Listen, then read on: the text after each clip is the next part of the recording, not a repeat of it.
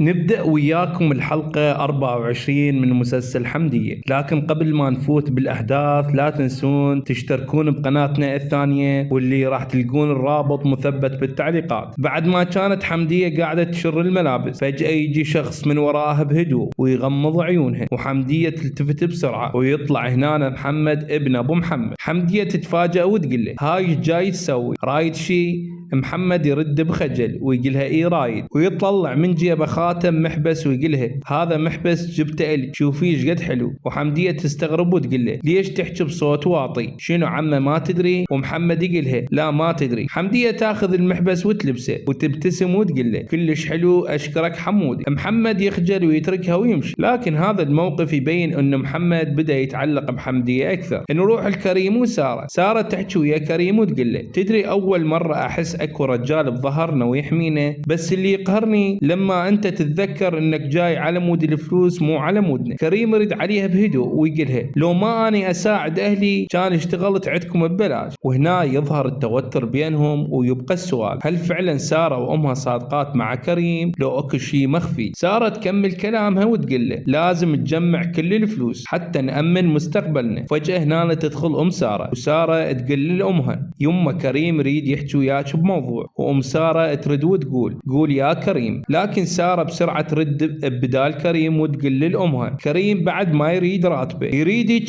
تجمعيه إلنا. وام سارة تبتسم وتقول تدلل اجمعه من هسه لسنتين، وجوز حتى اكتب المحل باسمك انت وسارة. وهنا كريم يبقى محتار هل هذا وعد صادق بالمستقبل لو مجرد كلام حتى يبقى يشتغل عندهم. نرجع لبيت ابو محمد. فجأة ام محمد تحس بتعب وتبدأ تلعب نفسها. حمدية تنتبه عليها وتقولها عمه ايش بيج؟ لكن ام محمد بسرعة تروح للحمام. وبعد ما تطلع ام محمد من الحمام تسألها حمدية مرة ثانية وتقولها عمه ايش بيج؟ ام محمد ترد عليها وتقولها كل ما اشم شي تلعب نفسي واستفرغ. وبين ابتسامة خفيفة تمشي من المكان ام محمد ويمر الليل ويتجمع أهل البيت. وفجأة تعلن أم محمد الخبر السعيد وتقول أنا حامل وإن شاء الله تجيني ابني. لكن ابنها محمد يعاند بسرعة ويقول لا أريد أخو لأن أضوج من البنات. هنا يدخل أبو محمد بالكلام ويذكرهم بالنعمة اللي هم عايشين بيها، ويبدأ يحكي لهم عن الماضي الصعب ويقول لهم تدرون شلون كان وضعنا أنا وعمكم أبو جمال كنا نمشي بالطين نص ساعة حتى نوصل للمدرسة، مو مثل هسه السائق يوديكم ويجيبكم. ويكمل كلامه أبو محمد بحزن ويقول اتذكر انه عمكم ابو فرحان عاف دراسته وضحى بمستقبله بس حتى يشتغل ويعيشنا بعد ما توفى ابونا. ويقولهم كنا نلبس الملابس لحد ما تصغر علينا وبعدين نبدلها. لكن الكلام يأثر بكل الموجودين، وبالنهاية ابو محمد يوصي اولاده وام محمد ويقول لهم ديروا بالكم على امكم وعلى بيبيتكم وعلى عمامكم، ويأكد على شيء مهم صلة الرحم هي السند الحقيقي بالدنيا، وإذا ضاعت يضيع الإنسان. بعدها حمدية تستأذن من أبو محمد وأم محمد وتقولهم أنا رايحة أشوف شذا تصبحون على خير. وفجأة محمد يقوم ويمشي وراها، ولما تدخل حمدية لغرفتها محمد يفتح الباب ويدخل. فجأة حمدية تصرخ عليه وتقول كم مرة قلت لك ما تفوت إلا لما ندق الباب. محمد يضحك ويفوت ويطلع من جيبه تراتشي وينطيها إلها ويقولها عجبتك التراتشي؟ وحمدية تبتسم وتقول له إيه حلوات. محمد يرجع يدق الباب مرة ثانية ويقول يقولها لبسي التراتشي خلي أشوفن عليك. وحمدية تلبس التراتشي ومحمد يبقى يباوع عليها ويقولها كلش حلوات. بعدها محمد ينطيها ورقة ويقولها اقريها بس لا تخلين أحد يشوفها. حمدية تفتح الورقة وتشوف إنه محمد راسم قلب حب، فتضحك بخجل. واضح إنه محمد بدأ يقع بحب حمدية. نروح الخال فاضل صاحب القهوة يصيح ويقول له هاي فلوس الدولمة مال أم كريم. وفاضل يرد عليه ويقول له خليها علي. لكن ابو القهوه يصر على فاضل ويقول له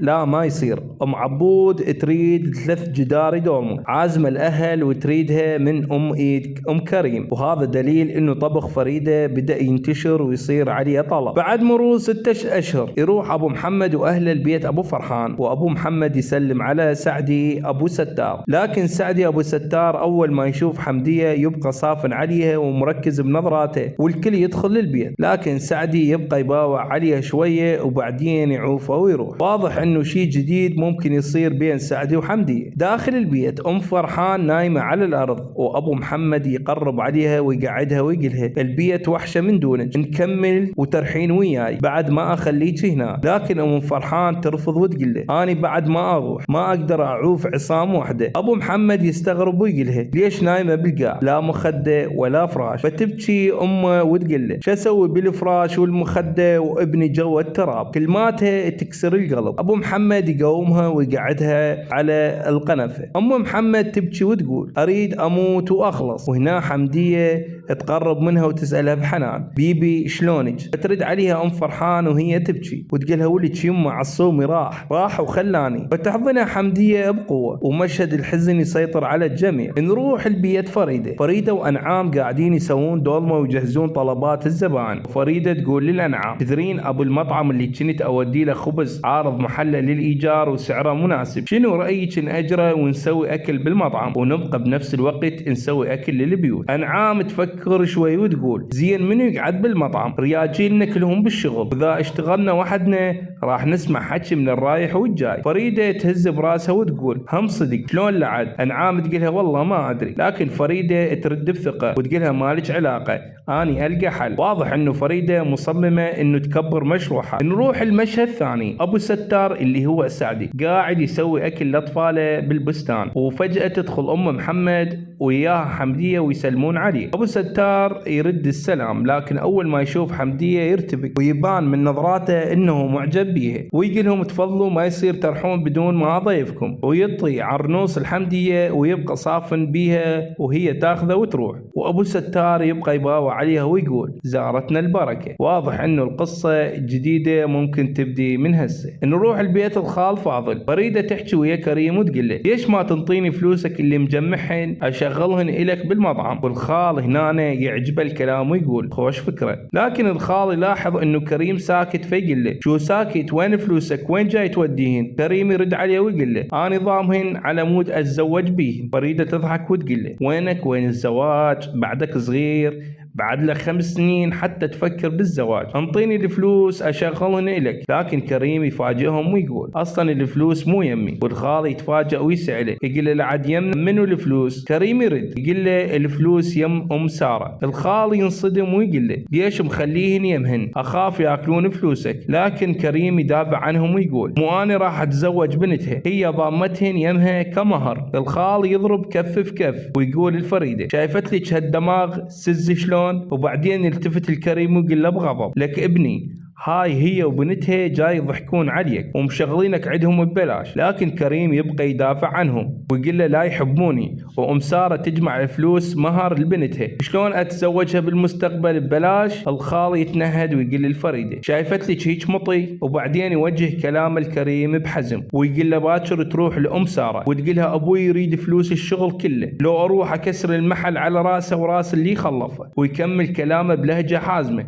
ويقول له باكر ما ترجع للبيت اذا ما تجيب فلوسك، سمعتني لو لا؟ وهنا التوتر يوصل لذروته. هل كريم راح يكتشف الحقيقة لو فعلا ام سارة صادقة بكلامها؟ بعد ضغط الخال فاضل على كريم يقرر كريم يروح ويفتح الموضوع ويا ام سارة. كريم يحكي بتردد ويقولها بس لا تفهميني غلط. وام سارة تقول له خير شكو. كريم يقولها البارحة ابوي صار عصبي وقال لي لازم اجيب الفلوس منك وانطيها لابوي حتى يجمعهن يمه مهر سارة. ام سارة تتظاهر بالاستغراب وتقول يا فلوس هاي ليش انت خال يمي فلوس وانا ناسيه؟ كريم يرد بسرعة ويقولها فلوس الاشهر السابقة. ام سارة تقول له ها ايه عود من يصير عندي عود انطيك. كريم ينصدم ويقول شلون من يصير عندك؟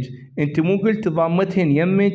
هنا ام سارة تنفجر غضب وتقول له اوي ايش خبصتنا فلوس وفلوسي؟ صدق ابن فقر ومشايف وتريدني ازوجك بنتي؟ سارة تتدخل بالكلام وتقول باستهزاء حتى هدية بعمره ما ذكرني. كريم يغضب ويصيح عليهم ويقول لهم شنو نصبتوا علي؟ ام سارة تصرخ عليه وتقول له لا تصيح، ما قاعد ببيت اللي خلفك، احترم نفسك لا اطردك برا. وبعدها تحاول تغير الكلام وتقول هاي سارة راح اسأل وتسألها إذا تقبل تتزوجك حتى فلوس العرس مني إلك. وتلتفت سارة وتسألها وتقولها تردين تتزوجين كريم؟ لكن المفاجأة إنه سارة ترفض كريم وتقول هسه عرفت على حقيقته. وكريم ينصدم من كلامها ويصرخ عليهم إذا ما تنطون فلوسي أفضحكم وأشهركم شهيرة ما صايرة. لكن سارة ترد ببرود وتقول له إحنا اللي نطلبك فلوس مال 6 أشهر، وإذا ما ترجعهن نشتكي عليك. كريم يرد بغضب بسيطة إذا ما أفضحكم. لكن سارة تهدده بخطة أخطر وتقول هسه أصرخ وألم العالم عليك وأقولهم اتحرش ببنتي. وبعدها تلتفت سارة وتسألها وتقولها تحرش بيك لو ما تحرش؟ وسارة ترد بدون تردد وتقول له إيه تحرش بي. سارة تكمل تهديدها وتقول له راح أعد للثلاثة من هنا راح ألم عليك أمة محمد. وبغضب شديد تقول له اطلع بعد ما أريد أشوف وجهك هنا. كريم يطلع من المحل مكسور ومخدوع بعد ما اكتشف إنه كل شيء كان كذبة. ويبقى السؤال هل كريم راح يسكت عن اللي صار لو راح ينتقم منهم؟ بعد ما طلع كريم من محل سارة يقعد حزين ومكسور، لكن فريدة تجي وتقعد يمه وتقول له قول الحمد لله الله كشفهم على حقيقتهم. كريم يرد بحزن يقولها أنا حبيت سارة بس هم استغلوني. وفريدة تحاول ترفع له معنوياته وتقول له أمك محتاجتك وأريدك تكون أنت الرجال اللي يوقف بالمطعم ويكون هو المسؤول عن كل شيء. كريم هنا يستغرب وتكمل فريدة كلامها وتقول له راح نعطيك ضعف الراتب اللي كانوا ينطوك إياه سارة سارة. وكريم يفرح ويوافق. فريدة تبتسم وتقول له